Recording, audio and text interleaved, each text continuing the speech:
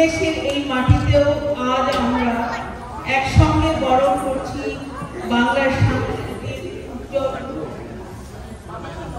আসুন হাসি, আনন্দ আর মিলনের এই উৎসবে একসঙ্গে গাই শিকড়ের গান। শুভ বৈশাখী।